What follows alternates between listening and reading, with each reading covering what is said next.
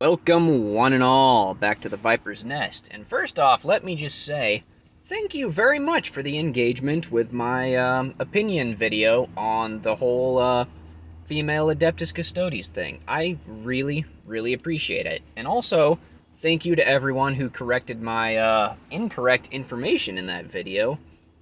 I like learning things, so thank you for that. Anyway, so today, we are going to talk about more Warhammer 40k, specifically the Soul Drinkers, my favorite boys in Warhammer 40k. Because after I did my Adeptus Custodes video, and I spent a portion talking about my favorite Sister of Battle, Sister Bernice Iscarian, it reminded me of how much I do actually just fucking love the Soul Drinkers. So I went and speed read my way through the first book again, and I figured, you know what? Why don't I just make a video talking about the Soul Drinkers, because I love the Soul Drinkers. So what I'm going to do is I'm going to take you on a very quick, very truncated journey through some of the events of the first book in the Soul Drinkers series by Ben Counter, in the hopes that I might convince at least one more person to go pick up those books, because like I said in my other video, pretty much my favorite everything in Warhammer 40k came out of Ben Counter's Soul Drinkers series. So, to start off, the Soul Drinkers originally began with an idea. And that idea was, we have loyalist Space Marines fighting for the Imperium, and we have Chaos Space Marines fighting for Chaos. But what if there was option C? Option C being a legion or a chapter of Space Marines that is loyal to neither the Imperium nor Chaos. Interesting thought experiment. And that thought experiment is what ended up giving rise to the Soul Drinkers. So, starting at the very beginning of the very first book, we start our story with an administratum adept named Jocanthus Julian Krivek Kalur. And this guy might be one of the fucking smartest Imperial adepts I have ever seen in anything. So, Adept Kalur was presented with a problem, and that problem was the Van Scorvald Star Fort. So this Star Fort, if you don't know what Star Forts are they're exactly what they sound like. They are big, massive, hulking motherfuckers that just kind of float around in space, and people live on them. They have bunches of guns. And in this case, they are a center for, like, commerce and trade. Mainly dealing with slaves, because the Imperium does unfortunately need a lot of slaves. So basically, the Imperium takes a cut of the profits for every slave that goes into and out of the Van Scorvald Star Fort. Sorry about that, I'm in my car once again, and there's some seagulls going crazy. Anyway, so the Imperium eventually gets reports that the people running the Star Fort, Callisthenes and Veritas Van Scorvald, they might be doing some hinky shit under the table, not giving the Imperium its tithes, doing some backroom dealing with pirates, and God fucking forbid, actually talking to filthy Xenos. Shame on them. So anyway, the problem of the Star Fort gets handed to Adept Kalur. And he looks at the Star Fort and says, well, I've got two real options here. I don't know what all is on that Star Fort, so if I go in there and try to take it over with a military force, shit might go really, really bad, in which case I will start looking bad, and I don't want to look bad, because he has a dream of essentially taking over running this Star Fort, and pretty much just retiring to get filthy, filthy rich after he does so. So he doesn't want to destroy the Star Fort, which is also option B. Blow up the fucking Star Fort. He obviously doesn't want to do that. So he's kinda in the middle with these two real shit options. But then Adept Kalur gets an idea. He's thinking, maybe, if I can get somebody else to take this Star Fort for me, I won't have to waste my own forces and look bad and possibly get passed over for taking over as administrator of this Star Fort. So he puts his head down and he starts doing some fucking homework. And eventually he finds out that Callisthenes Van Scorvald, one of the people running the Star Fort, has a real interest in collecting, like, heretical and Xenos technology and stuff like that, which, that's illegal, that's bad, but is also possibly useful. So eventually Kalor finds out that Van Scorvald has in his collection one very specific artifact that is of great interest to one very specific chapter of Space Marines. That artifact is called the Soul Spear. And let me try to explain the Soul Spear real quick. So, in Warhammer 40k, there's these things called vortex weapons, which are essentially weapons that temporarily open a portal to the warp, and whatever is caught in the blast also gets sucked into the warp. Like, vortex missiles are probably one of the most famous examples of vortex weapon technology. So the Soul Spear is what you get if you take a vortex weapon and combine it with Darth Maul's double-bladed lightsaber. Rather than being just a quick explosion, the Soul Spear instead projects these two blades, which aren't actually blades in the traditional sense, but little miniaturized portals to the warp. So rather than cutting something, it's just whatever is struck within the radius of the Soul Spear's blade gets teleported to the warp. It's a very cool thing. So the Golden Boy, good old Rogel Dorn of the Imperial Fists, found this weapon somewhere, and he kept it with him for a long time. And eventually, after all the legions got split up into the various chapters of Space Marine, he handed out, like, little tokens of appreciation to all of the successor chapters of the Imperial Fists, because Dorn really didn't want to split up his legion. He didn't want to make any of his sons feel like less than any of his other sons, except for maybe the Black Templars, but that's a discussion for another day. So anyway, Dorn ends up giving the Soul Spears to the Soul Drinkers. So the Soul Drinkers are an offshoot of the Imperial Fist, and they were formed out of, like, the fleet-based elements of the Imperial Fists, and they ended up becoming, like, specialists in, like, rapid assault and, like, shock trooper-style actions of warfare. So, Kalor finds out Van Scorvald has the Soul Spear, and then through various back channels, he makes sure that information gets to the Soul Drinkers, because he knows the Soul Drinkers, having lost the Soul Spear, I think like 1,000 years prior to the story, they definitely want to get that motherfucker back.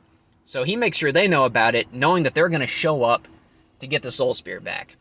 And this is brilliant on multiple different levels. One, Kalor doesn't have to risk his own little ragtag force that he assembles. And when I say ragtag, I mean fucking ragtag. Like, he pulls in some Imperial Guards, some, like, private fleet-based elements, some Imperial fleet-based elements. He gets some Adeptus Mechanicus, and he also gets, I think they were called the Jorian Dragoons, which, they're a group of Imperial Guards who straight up specialize in, like, horse-mounted cavalry action. And now you're asking, what the fuck are horse-mounted cavalry gonna do on a goddamn Star Fort? Exactly, that's how ragtag this force was. So anyway, he engineers the presence of the Soul Drinkers, who are not under his direct order. So, win or lose, Kalor is essentially going to get what he wants, because he's like, okay, well, the Soul Drinkers are going to go onto the Star Fort, massacre everyone in their way on the Star Fort, get the Soul Spear back, and then leave, and then me and my boys can just roll on in, mop up what's left, and bada bing, kick your feet up, it's Miller time. Or the Soul Drinkers somehow fucking fail and the Star Fort gets destroyed, in which case Kalor's gonna be like, well, I mean, I didn't ask these guys to show up. They just kinda showed up and did the thing and fuck the Star Fort. I had no hand in this. I could not possibly have foreseen this. You cannot lay the blame for this on me. Smart man, Kalor was.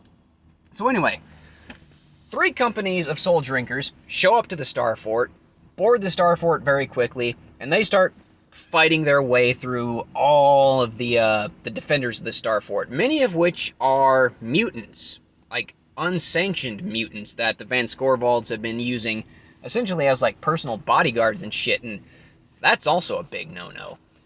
So, the Soul Drinkers get into the Star Fort, they do their Soul Drinker thing, and they do really well. They suffer very, very few losses. Although they did suffer one important loss, in the form of Commander Kaon, who straight up got sneak attacked by Veritas Van Scorvold, which it's a fucking embarrassing way to die. She stabbed him with a, I think it was called a Digi-Needler, which had a poison that took down even a Space Marine. So, like, you know, this normal, freaky-ass little girl took down a Space Marine commander.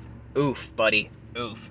And the sad thing was, he fucking knew it, too. Like, when he was passing off command to Commander Sarpedon, who's going to become our main character throughout the rest of these books, like, Kaon even knows, like, this is not a fucking way for a Space Marine to die. Like, are you willing to give me my last right so I can go to the Emperor with pride? And Sarpedon's like, I really want to, Commander, but no, I can't. Like you said, man, this is no way for a Space Marine to die. It's very sad losing Commander Kaon, but that ends up putting Commander Sarpedon in command. So, who is Sarpedon? Sarpedon is... he's still a fairly young-ish Space Marine, but he's seen quite a bit of action and earned himself quite a few accolades over his time serving in the Soul Drinkers. And he's also a very unique form of Psyker. So Sarpedon is a librarian, which means he is a Psyker. He essentially has magic powers. You can go look up lore on the librarians if you really want to. I'm not going to waste your time here. But his particular power manifests in a really, really weird way. So he is a Psyker. He's a Psyker that can transmit, but not receive, which is very unusual. So think of Sarpedon as an email account that can send emails, but cannot receive emails. So his particular ability manifests in what is known as the Hell.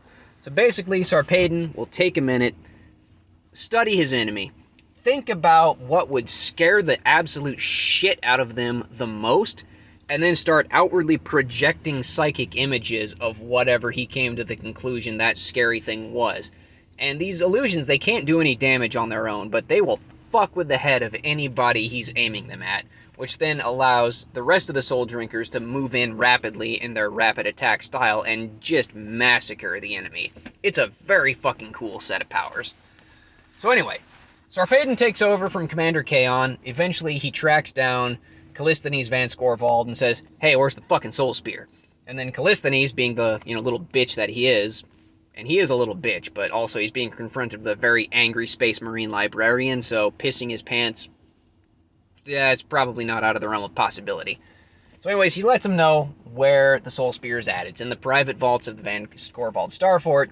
They go down there, break into the vaults, they find the fucking Soul Spear. Sarpedon is so friggin' happy, and also so friggin' sad at the same time. He's like, God, I am in command of the operation that got the Soul Spear back. I really wish Commander Kaon hadn't had to die for me to be here, but I'm real happy to be here. So, they find the Soul Spear, and this is the moment where things go horribly, horribly, horribly wrong for the Soul Drinkers. Literally, as Sarpedon is reaching out to grab the Soul Spear, the relic that Rogel Dorn gifted Sarpedon's chapter with 1,000 or so years ago, however fucking long it was missing, and now he's about to get it back and hold the thing that his Primarch gave to his chapter. That's when all the Soul Drinkers are blown off of their feet in this vault. And what blew them off of their feet was a bunch of Mechanicus guys from the Mechanicus element of Kalur's fleet teleport into the Star Fort, yoink the Soul Spear, and instantly teleport out again. So the Soul Drinkers freak the fuck out. They were like, what in the hell was that? Those were Mechanicus guys. Why are Mechanicus guys stealing our shit? That is not cool. What the fuck is going on? So everyone has a freak out. Sarpedon gets on the horn to Kalur and essentially tells him, like, hey, your Mechanicus buddies stole our thing. We want it back. And Kalur's like, well, I mean, look, I'm just an adept. I have no real power to tell the Mechanicus to do anything at this point. Please don't murder us all, Commander Sarpedon. So Sarpedon's like, alright, tell you what, you don't get this Star Fort until we get the Soul Spear. You've got 2 hours. Figure it the fuck out, and then hangs up on Kalur. So Kalur gets on the horn to the Archmagos of the Mechanicus guys, Archmagus Kobatov, and he's like, hey, Kobatov, Sarpedon just told me that you guys stole the Soul Spear, and now they won't give us the Star Fort. Could you please give the Soul Spear back?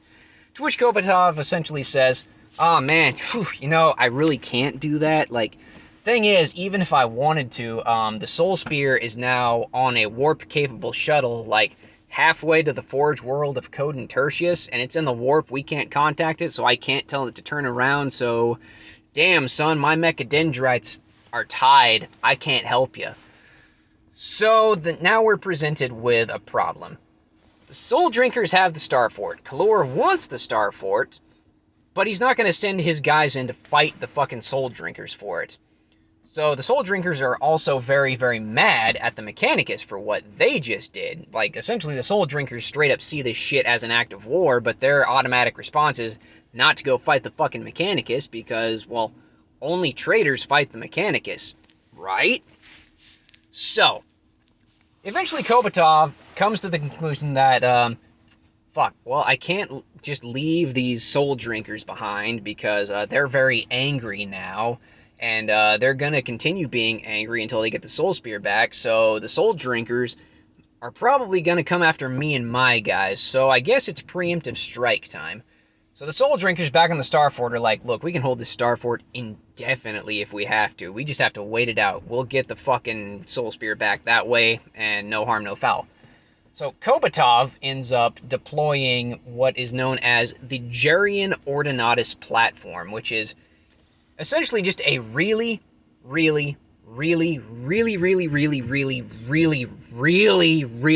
fucking big gun.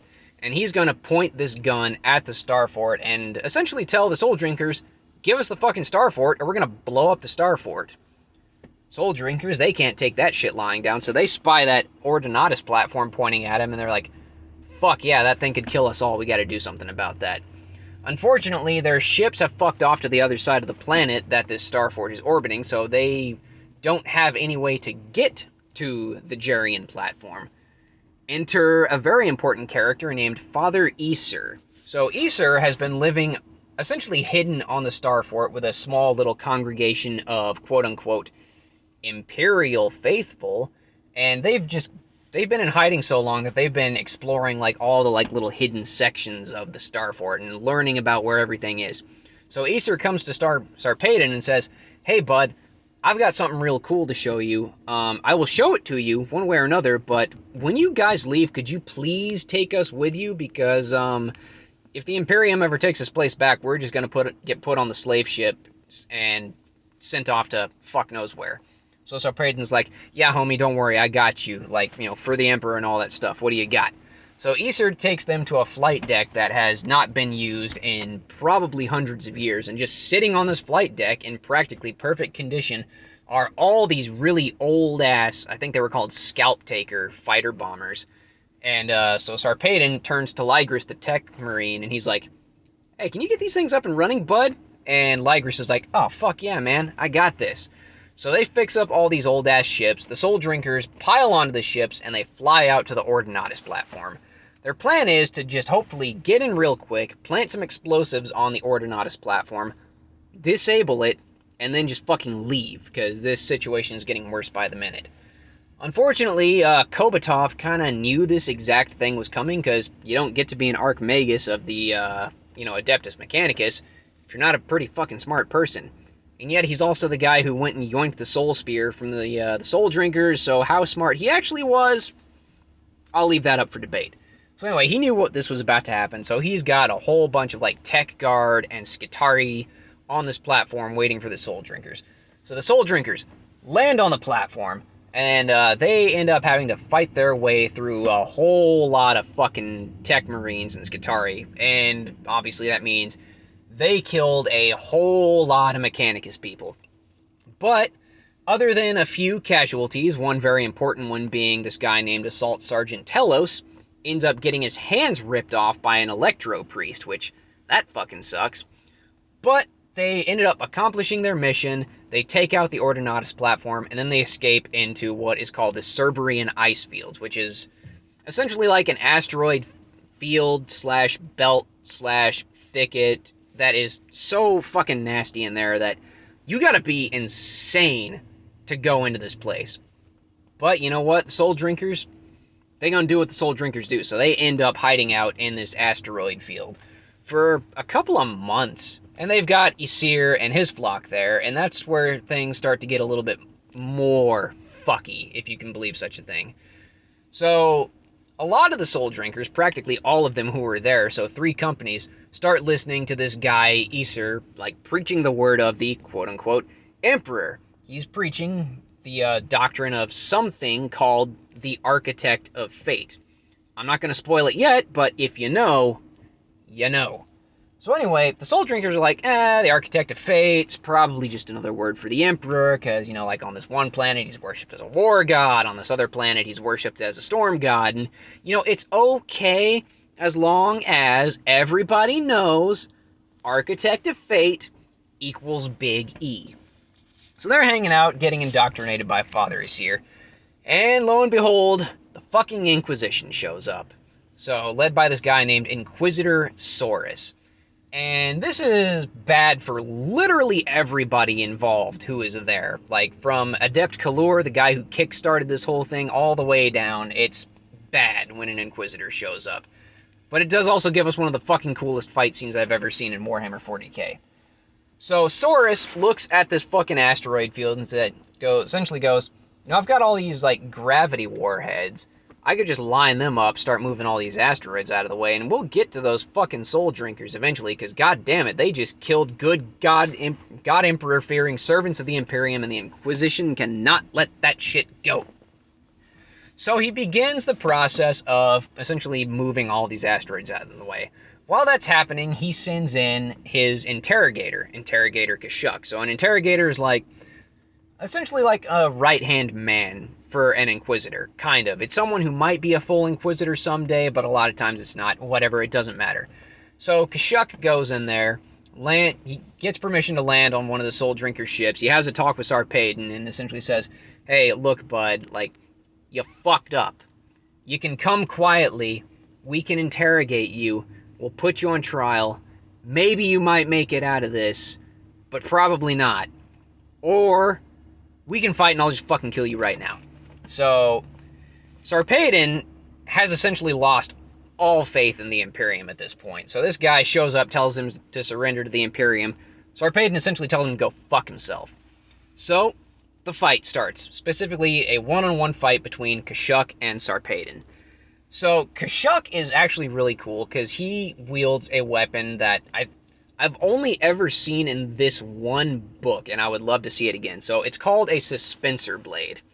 So imagine a sword on, like, the scale of, I don't know, like, Cloud's Buster Sword from Final Fantasy VII, or War's Chaos Eater from Darksiders. A needlessly, comically large sword.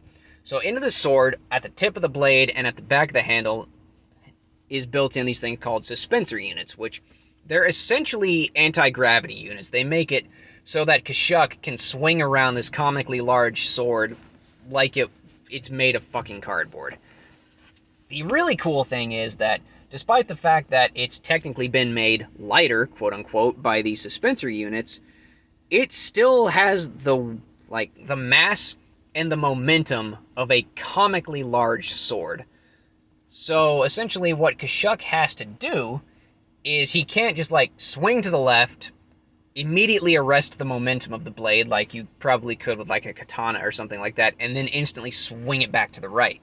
So what he has to do is he has to make sure that each strike, whether it hits or misses, can very easily be, like, kind of coaxed into a pattern where it can swing around and continue its momentum, but still keep striking, if that's making sense. It's a style that has to flow from one strike to the other very, very well, and it's a very, very hard weapon to master. And that's why Sarpedon has a problem fighting against Kashuk, because suspensor blades are a stupidly rare weapon, and they're also notoriously hard to use, so practically nobody uses them. Which means Sarpedon, even with his decades of combat experience, has never faced off against a fighter quite like Inquisitor Kashuk. But Sarpedon is the main character, so he has plot armor, and also he is a very smart boy. He has to be to, be in a position of any kind of authority within a Space Marine chapter. So he gets his staff and starts going one-on-one with Kashuk, and eventually figures out what I just explained to you, that one strike from a suspensor blade, hit or miss, has to flow directly into another strike from the suspensor blade. And he also figures out that Kashuk never does any upward strikes because there's the chance that the mass and momentum of the blade could just rip itself out of Kashuk's hand on an upward strike and then just send the fucking blade flying up into the ceiling, because that's how suspensor blades work. So eventually, Sarpedon picks apart Kashuk's fighting style, gets him with the staff, decapitates his ass, and is like... And then he says this, or thinks this, after killing an interrogator of the Inquisition. Well, this could get awkward. Oopsie doopsie. So he just killed an interrogator, so now him and the rest of the soul drinkers under him are turbo fucked, because killing Imperium soldiers is one thing. Killing a member of the Inquisition is an entirely fucking different matter. Thankfully, for Sarpedon and his boys, the other 7 companies of the Soul Drinkers have heard about what happened at the Star Fort, and they show up and essentially yoink the remaining 3 companies right out of the Inquisition's jaws and then pop on into the warp. Now, this is an interesting turn of events, because normally if something like this happens, I've given it like a 50-50 shot of either the other Space Marines maybe turning their brothers over to the Inquisition, or maybe just straight up executing their brothers right fucking there, because, going against the Inquisition is a big fucking no-no. Even though there's also been a lot of accounts of Inquisitors attached to Space Marine chapters that have accidentally their way out of many an airlock, but we don't need to get into that. Anyway, so the rest of the Soul Drinkers show up, grab their bros, they take them out to the fucking middle of nowhere, put them on what are called dark ships, which are ships that have weapons and engines disabled. They're giving them like a bare minimum amount of food. They're basically punishing their brothers and weakening them before they go to quote-unquote trial. So eventually, after hanging out on these dark ships for a while, Sarpedon has been hanging with Isir, learning all about the Architect of Fate, having his faith in the Imperium as a whole even more fucking undermined as he learns more about Isir and what he's gone through. Eventually, Sarpedon gets called before Chapter Master Gorgolian of the Soul Drinkers. And Gorgolian essentially says, so, let me tell you something, why the fuck did you kill the Inquisition? And then Sarpedon's like, well, I mean, the Mechanicus that started it, the Inquisition tried to finish it, I don't know what you want me to do. So then Gorgolian's like, alright, well, why do you think I pulled you out of the fire when I should have just left you to fucking die in that asteroid belt? And then Sarpedon says the words, only my brothers may judge me. Which means, in the Soul Drinkers, if a Soul Drinker fucks up, it's the Soul Drinkers that are going to deal with that shit. Not the Imperium, not the Inquisition, nothing. If it's a Soul Drinker, it is a Soul Drinker's problem. So, this leads to a trial by combat of Sarpedon versus Gorgolian. And it starts going real fucking bad for Sarpedon, even though he is a psyker, he's a librarian, and a Space Marine. Gorgolian's the fucking chapter master and is wearing, like, super mega artificer crafted Terminator plate. So, even with no ranged weapons, Gorgolian's a fucking walking tank. And he's wielding a power fist that could straight up, like, rip anything apart if he lands a good hit. But, for some reason, during those weeks that Sarpedon spent on the Dark Ship, he wasn't weakened. In fact, he seems to be in perfect health, despite the fact that he had been, like, starved to death and left to essentially do fucking nothing for a couple of weeks. That's kind of weird. Maybe it's that whole faith in the Architect of Fate thing actually coming into play. We'll see, won't we? So anyway, the fight goes on. Gorgolian starts with the upper hand, but Sarpedon eventually overpowers him and starts giving a big epic speech about how the Imperium turned its back on Sarpedon, so Sarpedon has no loyalty to the Imperium. He will do only the work of Dorn and only the work of the Emperor, yada yada yada. Big epic speech, very cool. Highly recommend you read the book. So then, the light of the Architect of Fate shines through Sarpedon and he mutates. He straight up sprouts fucking spider legs that then allow him to literally rip Gorgolian in his Terminator plate clean in half. And because Sarpedon won that fight, that means he is now chapter master of the Soul Drinkers. So he has to have a little bit of a purge of his chapter, basically saying, look, if you want to leave with me to go do the Emperor's work, you're welcome to. If you would like to leave the chapter to go back to the Imperium, you could do that as well. I don't recommend it. They're kind of mad at us. Or you can stay here and fight, in which case I will have to fucking kill you. So a surprising number of them follow Sarpedon, because he did win the trial by combat. But a good chunk of the Soul Drinkers also now saw Sarpedon as a filthy fucking mutant, and they were not going to abide a filthy fucking mutant leading their chapter, god damn it. So a chapter war happens. I think they end up killing off like a full third of the Soul Drinkers, something like that. So anyway, after Sarpedon's mutation, other members of the Soul Drinkers, mostly the ones who had been on the Star Fort with Sarpedon, also start showing their mutations. So now we come to a question, like, if they noticed that they were mutating, why were they not freaking the fuck out? Well, I think I have an answer for that. So a lot of the times in Warhammer 40k, mutations aren't great. They tend to come with some pretty serious drawbacks, if you know what I mean. But the mutations of the Soul Drinkers didn't really have any downsides. Like, there was maybe one or two here and there, but most of the mutations on display by the Soul Drinkers were fully beneficial. Like, Sarpedon got his spider legs, which allowed him to, like, be super agile and, like, crawl up on walls and ceilings and shit.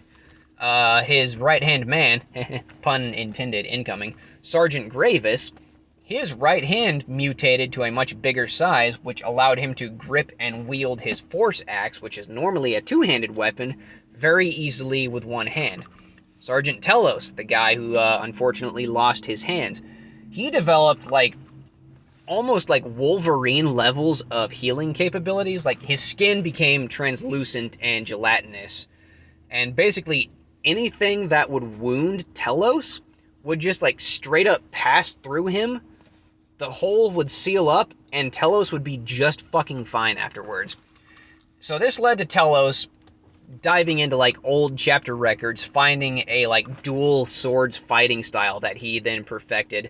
Straight up like strapped chain swords onto the stumps where his hands used to be, and then made an absolute fucking legend of himself, just actually straight up charging headfirst into battle shirtless. Like, he wore armor from like the waist down, but with his healing factor, honestly, armor at that point was just more of a hindrance than it was a benefit. So yeah, he just straight up suns out, guns out, let's go boys, headfirst into the fucking enemy. And there were various other ones, but those were like the top tier, really fucking cool mutations that the Soul Drinkers got. So eventually they're trying to figure out what to do. Like, they're exiled from the Imperium. They just killed off a bunch of their brothers. They can't go back to the Imperium. But you know what? They are still loyal sons of Dorn, and they want to do Dorn and the Emperor's work more than anything. Like, they want a chance to prove that the new Soul Drinker way is the best Soul Drinker way, and the Emperor will bear us out. So Sarpedon's like having a conversation with Aesir, and Aesir's like, yo, so like, I've been praying to the Architect of Fate. I think he's granted me a vision about where the Soul Drinkers need to go next. So Sarpedon's like, alright, tell me about this vision. Aesir tells him about the vision. Sarpedon goes to like the other two remaining like head librarian guys, and is like, okay, so here's what Aesir saw. We need to do some psychic shit to figure out what this is all about. So the other librarians start probing the Immaterium. They find a planet matching the description of what Aesir saw, and they're like, alright, this is where we need to go. So they go to this planet. There's like no, well, okay, there's a lot of life on this planet. There's no human habitation on this planet. It's a planet that has been completely overtaken by the influence of Nurgle, and they're gonna go clean that shit out. So they drop onto the planet. They couldn't get close to where they wanted to be because of like weird cloud cover and weathery shit. So they end up having to repurpose these old ass boats that they found to sail across this ocean to assault this like fortress made of like coral and shit that houses a demon prince known as Vemeth. So Vemeth is one of good old Granddaddy Nurgle's boys. He is a gross boy, also in one of the fucking coolest ways I've ever seen. So Vemeth, his form as a demon prince is literally that of a sentient virus that just takes over other people's bodies. So the quote-unquote body of Vemeth is actually like 800 people that have been infected with this demon virus that Vemeth can fucking puppeteer at will. So Vemeth has this general named Gelentius Vorp. He's a gross boy in a not very cool way. Basically, this guy has just grown layers upon layers of muscle, like one on top of each other to swell to ridiculous proportions. He's real fucking gross. So the Soul Drinkers land on the shores of Vemeth's fortress, and as is right and proper, Assault Sergeant Telos, he is fucking first off the boat, and he is diving into all these Nurgle worshippers, just chopping them down with his chain swords, left and fucking right, not even giving a shit. He straight up establishes like a beachhead where he is just standing on top of a pile of bodies that he has been building up, that all the rest of the Soul Drinkers come in and like start rallying around. It's fucking awesome. So anyway, Sarpedon meets Gelentius Vorp, beats the shit out of Vorp. He moves on. I don't like Vorp very much, so I'm not going to spend too much time on him. So they go and they infiltrate this whole fucking fortress of Vemeth and eventually find Vemeth's throne room. So Vemeth and his 800 bodies are just there waiting for the Soul Drinkers. The Soul Drinkers see these human bodies and they're like, it's a bunch of fucking human bodies. What are they going to do with us? Well, here's the thing. Vemeth has a demon weapon. It is a bolter that he took another demon prince after he defeated him and essentially stuffed him inside this bolter to craft this demon bolter. And it's like, I'm trying to think of like a good example of what this bolter does, but basically it essentially like fires kind of like smart rounds where like the bullet will go out, hit somebody, do a loop-de-loop, hit that person again, do another loop-de-loop, and just kind of continue zipping and zopping around, kind of like smart bullets from Cyberpunk 2077, if they actually like kept bouncing back and forth between targets. So this is a problem because the fucking bullets that this thing fired chew through Space Marine armor like it's fucking tissue paper. So Soul Drinkers are dropping left and right, and they're like, well, fuck, what do we do? Okay, that body's holding the gun. Shoot that body. So they knock one body down, another body just steps up, picks the bolter right back up, and keeps going. So then, finally, Sarpedon's like, alright, we gotta like take down all these bodies, all at once, all in one go. So he turns to Sergeant, I think it was Sergeant Luke. No, it wasn't Luco. Sergeant Dreo, who is like the Soul Drinker's like best sharpshooter. And he says, hey, Sergeant Dreo, get him lined up for execution duty. So what this does is essentially the Soul Drinkers form two lines, one kneeling, one standing, and they all fire at once. So like the kneeling Space Marines fire their bolters into this crowd until their bolters run empty. The second their bolters run empty, the guys standing behind them also start opening fire, and they rinse and repeat until they've mowed down all of Vemeth's bodies. Really fucking cool. So they send Vemeth back to the warp. Fuck yeah, it's Miller time. Time to get back up on the ships, which also, fucking shame on me. I didn't even mention their ships. And that's also one of the coolest fucking parts of the story. Alright, so after the whole chapter war thing happened, Sarpedon is now in command, everyone left is loyal to him. He's got to get rid of the Soul Drinkers fleet. That really fucking sucks, but those ships are iconic, they're very easy to track. We got to get rid of them, leave no evidence behind that we were ever here. So they clean out these ships, blow most of them up. So then they're like, okay, well now we actually need ships to fucking, you know, be able to go and do things. Thankfully, they had found a Space Hulk that Sarpedon had christened the Broken Back.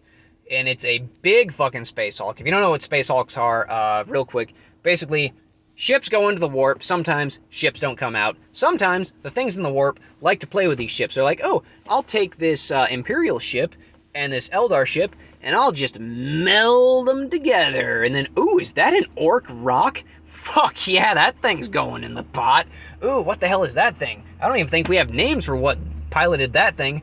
You know what, it's cool looking, so that's going in the soup too. So they smash all these ships together, and in the immortal words of good old Todd Howard, it just works.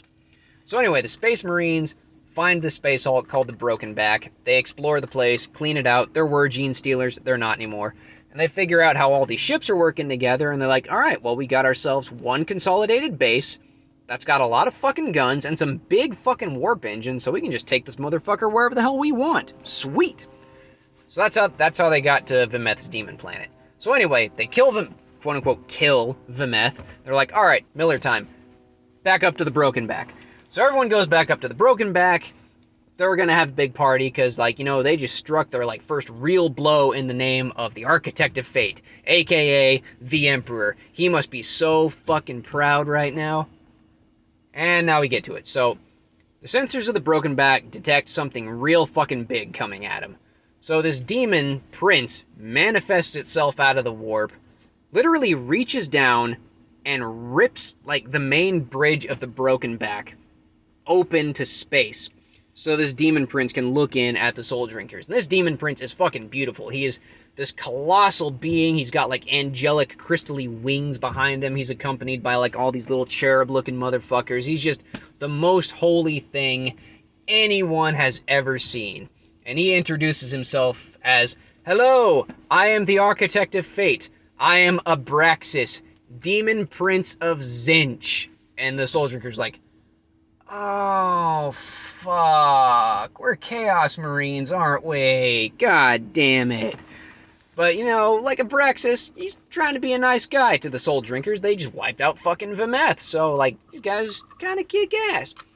So Abraxas is like, yo, Sarpedon, like, I'm the one you've been praying to this whole time. I'm the one who gave you them kick-ass legs. I gave fucking Sergeant Gravis that hand. Like, I got your guys' back, you know? Like, together, we could do some dope shit, am I right? Oh, and by the way, I have a present for you. So there's a whole B-plot to this book that I'm not going to go into involving the Mechanicus and the Soul Spear, but basically, through Zinchian manipulation shit, Abraxas gets the Soul Spear, and he's like, yo, Sarpedon, like, I know this was a present from your Primarch daddy. I got it back for you, bud.